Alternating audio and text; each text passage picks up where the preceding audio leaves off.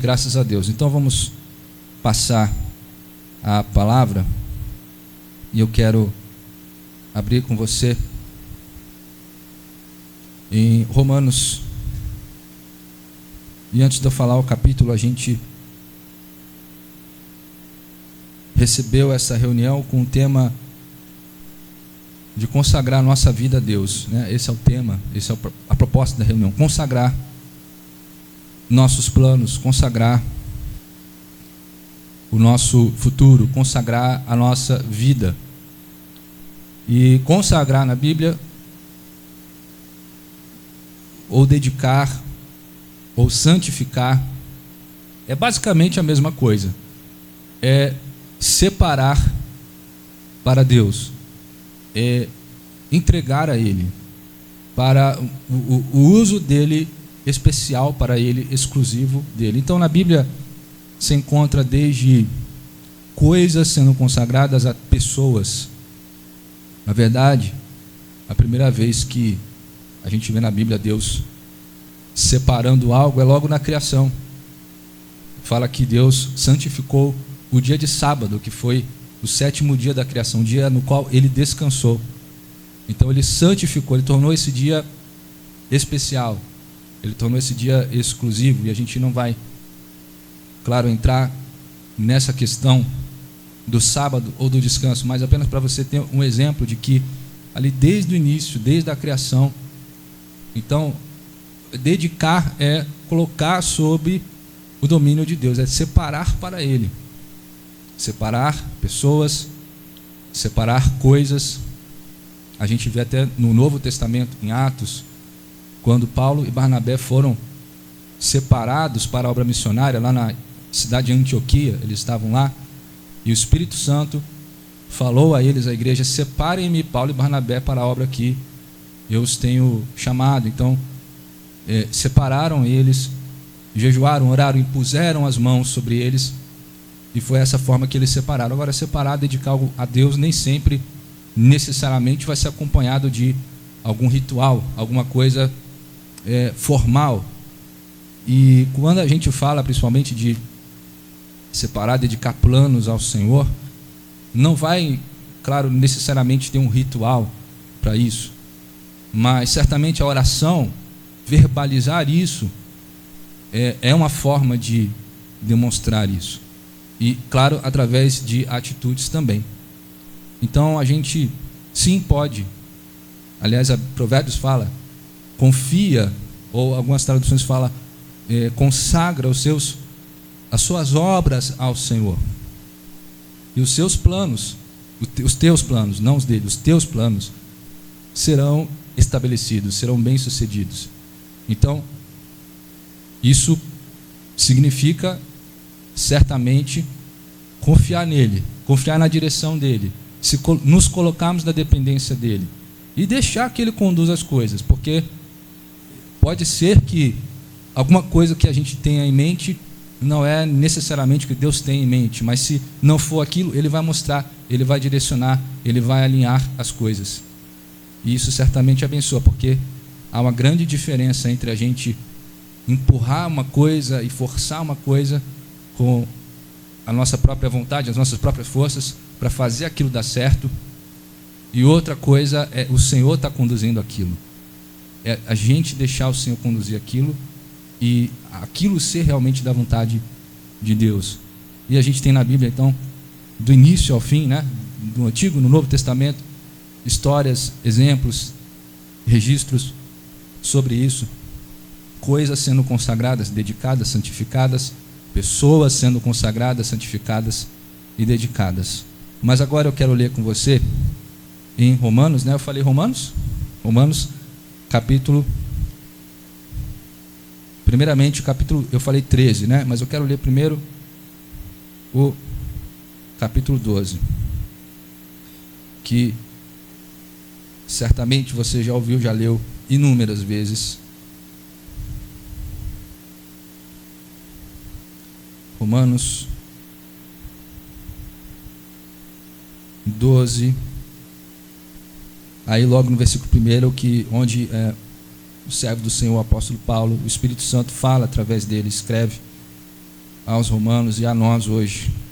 E diz assim: rogo-vos, pois, irmãos, pelas misericórdias de Deus, que apresenteis o vosso corpo por sacrifício, vivo, santo e agradável a Deus, que é o vosso culto racional. E não vos conformeis com este século, mas transformai-vos pela renovação da vossa mente, para que experimenteis qual seja a boa, a perfeita e a agradável vontade de Deus. Depois a gente continua. Então, como falamos, podemos sim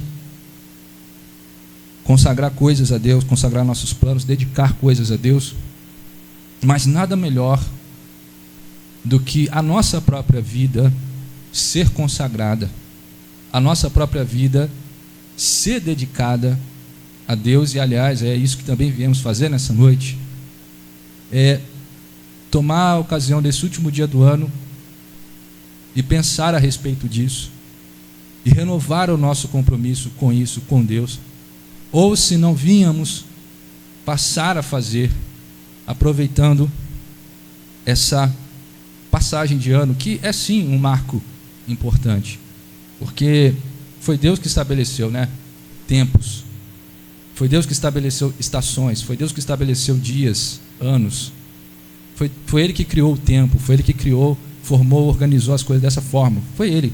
E na Bíblia a gente vê isso também. Haviam ocasiões especiais, haviam festas, marcos, datas que Deus entregou ao povo de Deus.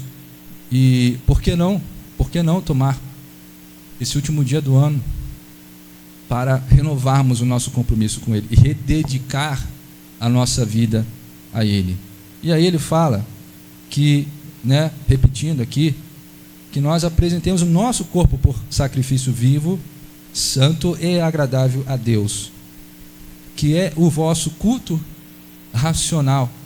Então, a gente vê que o culto não se limita à reunião, à congregação, ao momento em que a igreja se reúne para cultuar a Deus, mas que fala aqui que, na verdade, toda a nossa vida tem que ser um culto ao nosso. A nossa vida é um culto ao Senhor. Amém?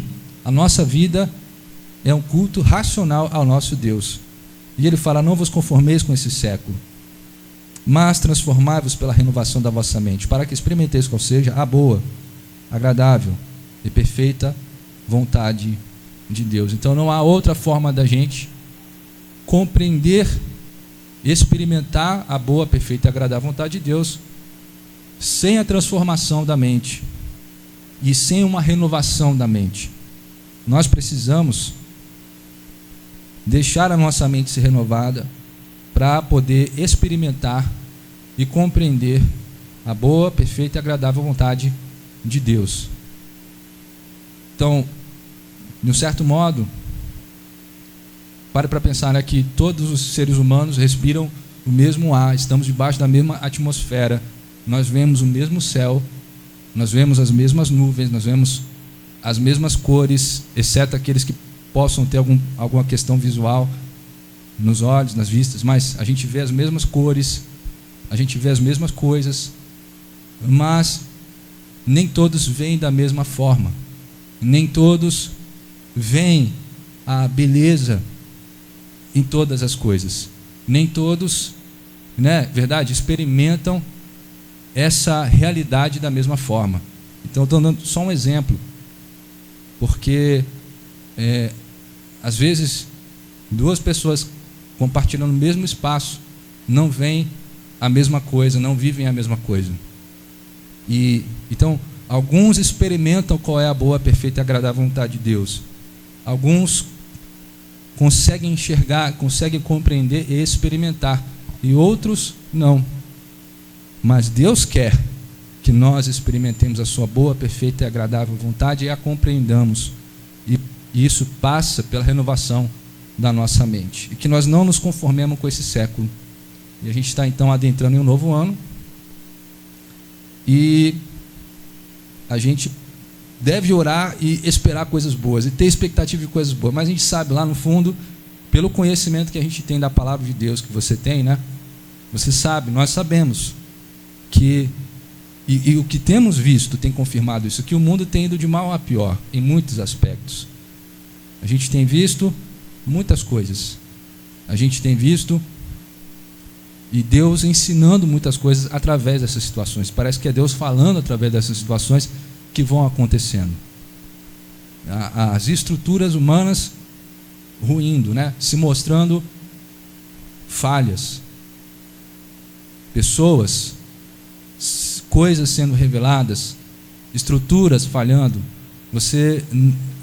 A gente aprende a não colocar a nossa esperança, a nossa confiança em homens, em políticos, porque mesmo que um determinado político seja ótimo, seja bem intencionado, mas ele ainda é um homem, e está escrito que não coloquem, né, a esperança nos filhos dos homens, nos príncipes, porque no mesmo dia que ele morre com ele os seus desígnios, os seus planos, né, as suas obras. Está escrito em um determinado lugar isso.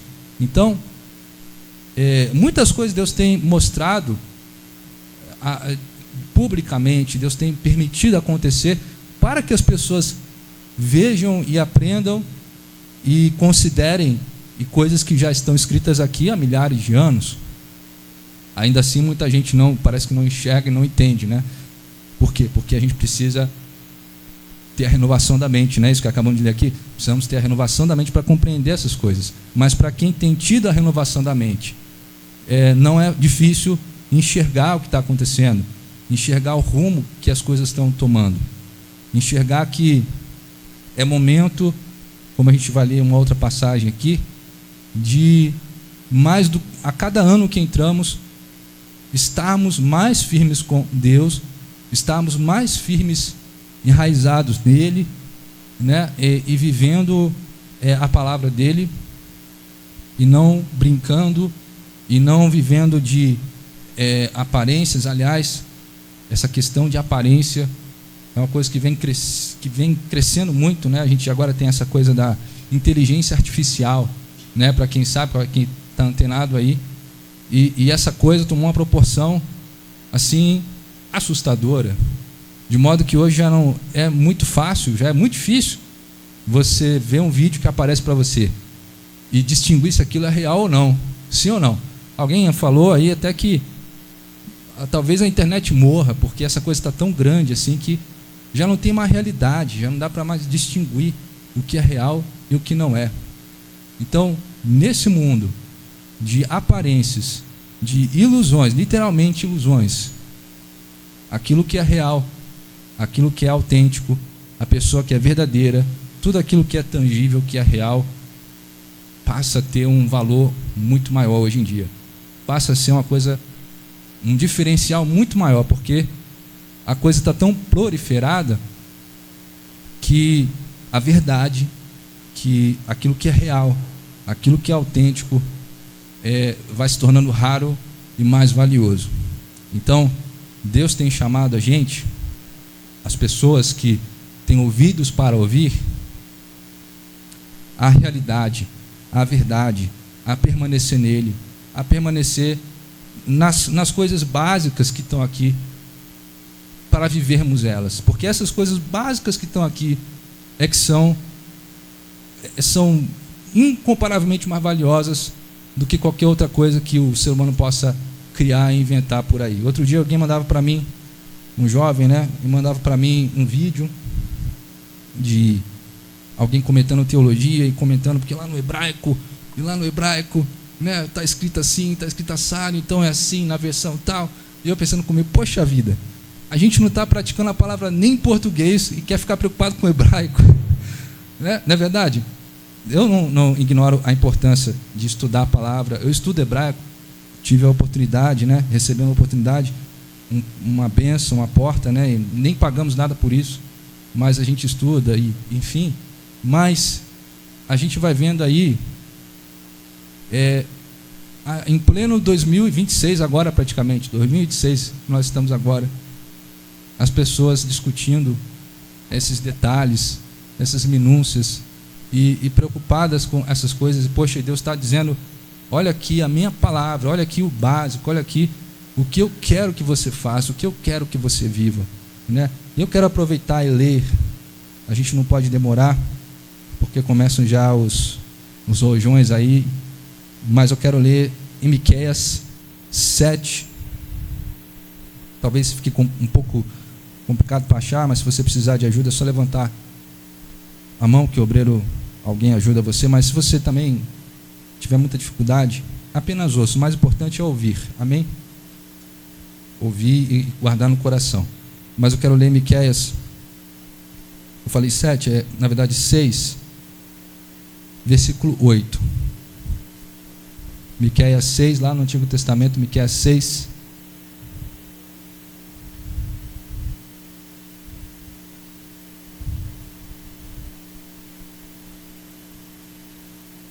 O profeta Miqueias, Deus dizendo,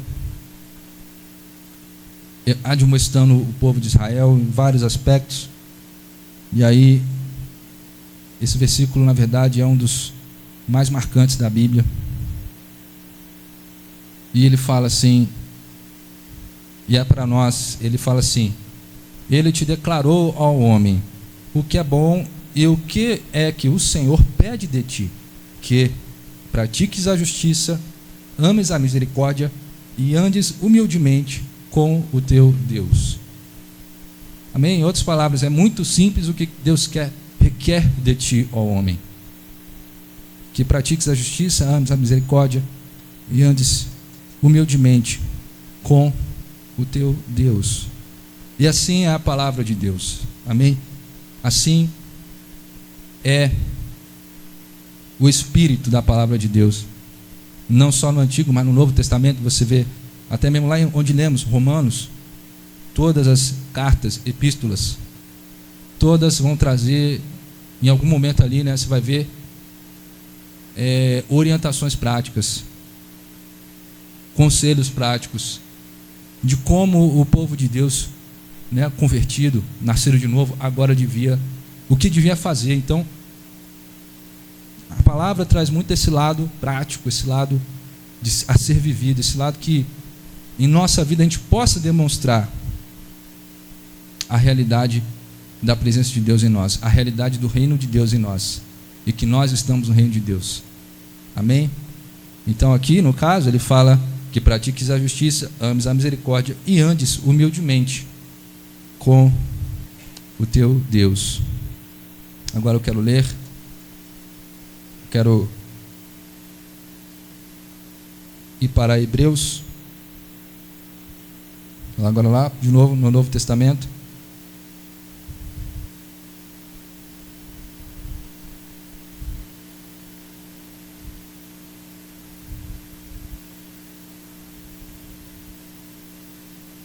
Hebreus, a gente leu Romanos 12 primeiro, agora Hebreus, só que 12 também, mas Hebreus 12.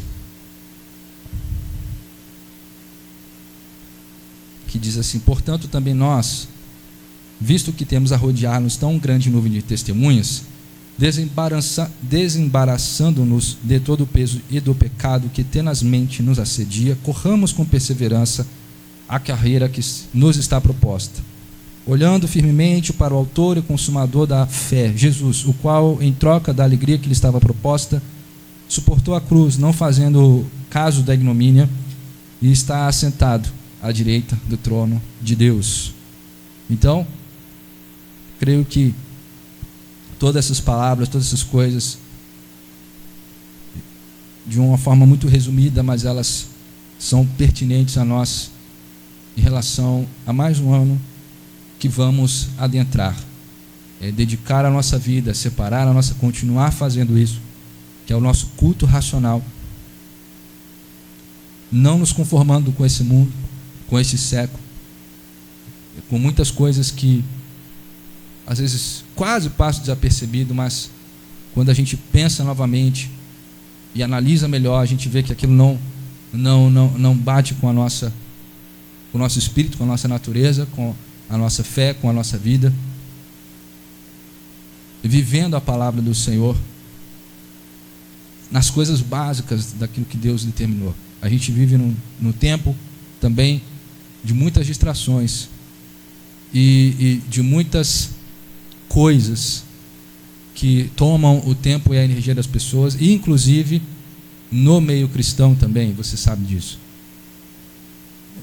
Muitas e muitas atividades, em muitos lugares se dá-se extrema importância, né, às atividades e a inúmeras coisas, e a inúmeros cursos e conferências e um monte de coisas e atrações. E aí Deus também tem mostrado isso. O que Ele está pedindo? O que Ele realmente gostaria que o povo de Deus estivesse fazendo? Então eu creio que Deus também, o Espírito Santo, né, porque Jesus ele é o cabeça da igreja. O Espírito Santo continua falando à igreja. Ele tem mostrado que muitas dessas coisas não foram coisas que nem mesmo Ele pediu para fazer e que muitos têm.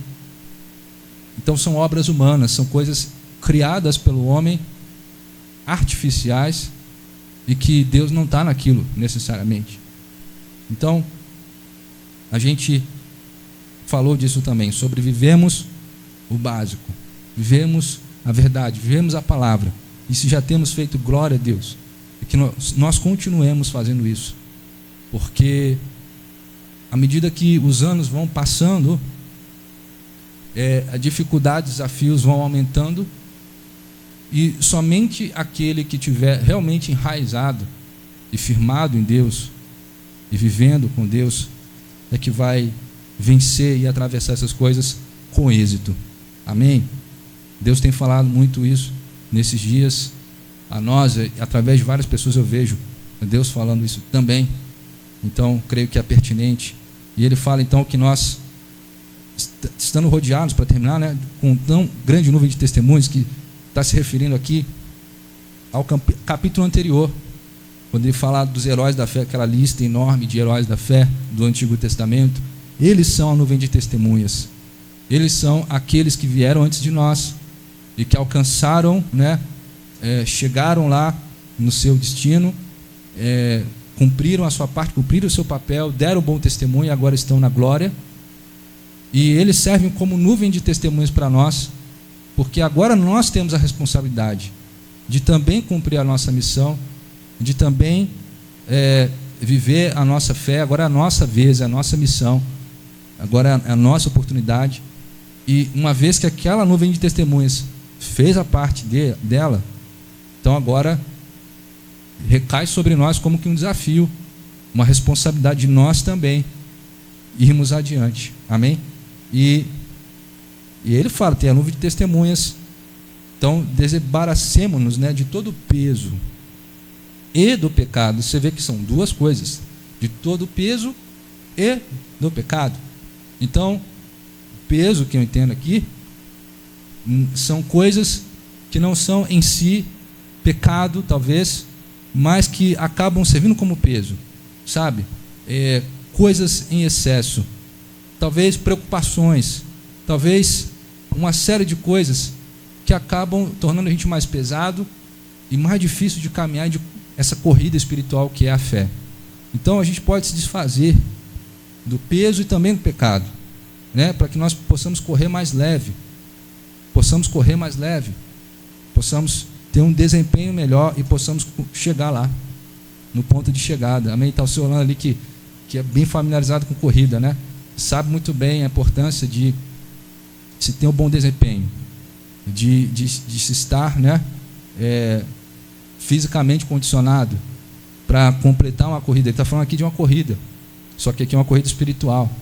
Então, aquele de nós que estiverem e perceba que está como que carregando pesos, a gente tem que se desfazer disso para que nós possamos, amém, chegar lá no fim, lá no ponto de chegada. E a gente só vai chegar lá quando partir daqui. A gente tem que ir até o final. Amém? Enquanto estivermos aqui, quanto tempo nos é dado aqui nessa terra, cada um de nós não sabemos.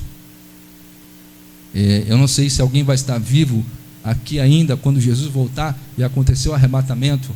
Eu não sei quantos de nós vai estar vivo, mas nós de um jeito ou de outro vamos ser tirados daqui e nos encontrar com o Senhor. Então a gente tem que chegar lá. e chegar bem, chegar com êxito. Amém? Então, esse é um tempo de nós corrermos, não olharmos para trás, não perdermos tempo, não carregarmos nenhum peso, não carregarmos nenhum fardo e avançarmos, irmos em frente. Nós chegamos até aqui. Esse ano foi um ano intenso. Esse ano, eu acho que a segunda metade do ano para cá foi intensa, né? Enfrentamos tempestade, no nosso caso literalmente tempestade, lá em setembro, né? E nós aqui estamos. Alguns passaram por lutas nos últimos dias do ano, perdas, desafios, mas estamos aqui. E a palavra do Senhor para nós é: siga em frente, vá em frente, continue na sua carreira, na sua corrida da fé. Amém? Continue, não deixe nada te prender, nada pesar, continue em frente. Deus está dizendo ao povo dele, no mundo inteiro, né, essas coisas, dizendo que não há mais tempo a perder. E há pessoas perdendo tempo, e a gente, até com certas pessoas, deve, vamos dizer, ter um discernimento, porque há pessoas que podem querer, pessoas podem ser peso também, pessoas, a forma que é lidado com elas, podem acabar sendo um embaraço também. Então, siga na sua carreira, siga na sua corrida, vá em frente, amém? Porque a fé é individual, a fé tem que ser vivida como igreja, coletivamente, né? A gente precisa estar uns com os outros, para encorajar uns aos outros, para nos fortalecer, nos admoestar. Aliás, é isso que fala lá em Romanos, que o dia do Senhor está mais próximo, então a gente tem que estar reunido. Aqui fala também que a gente tem que estar juntos, mas a fé ainda é individual, em um certo aspecto. A gente não pode pegar e dar para outra pessoa, não tem como emprestar. E então, a gente deve correr e estar com aqueles que estão correndo também, amém? Estar com aqueles que estão avançando, estar com aqueles que estão interessados nisso também, com aqueles que vão agregar algo à nossa vida, com aqueles que vão nos edificar, que vão nos abençoar, e dar preferência a isso. E aqueles que não querem nada, sinto muito.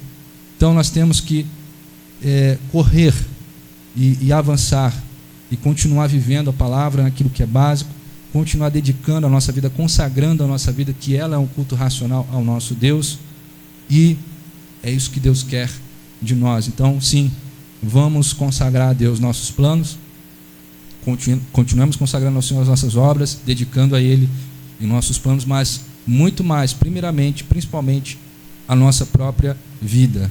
Amém? Que isso é o que faz realmente a diferença. Amém? Graças a Deus. Então vamos, se você puder, fique de pé, vamos orar novamente, vamos adorar ao nosso Deus nesses minutos finais aqui que nos restam.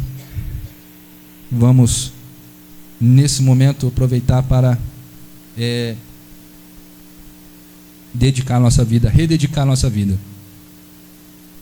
Verbalizar isso, né, através da oração, falando, dizendo e buscando a presença dEle, aproveitando esse último dia do ano. E dedicar não significa de forma alguma, algo para ser dedicado não tem que estar perfeito inicialmente, não precisa estar perfeito, ninguém está falando de perfeição, mas é uma decisão, é uma atitude, e a partir dessa atitude de fé, de entrega, nós confiamos que o Espírito Santo vai agindo e trabalhando para ir aperfeiçoando aquilo, aperfeiçoando a nossa vida, aperfeiçoando os nossos planos. Amém? Em nome de Jesus. Senhor nosso Deus e Pai.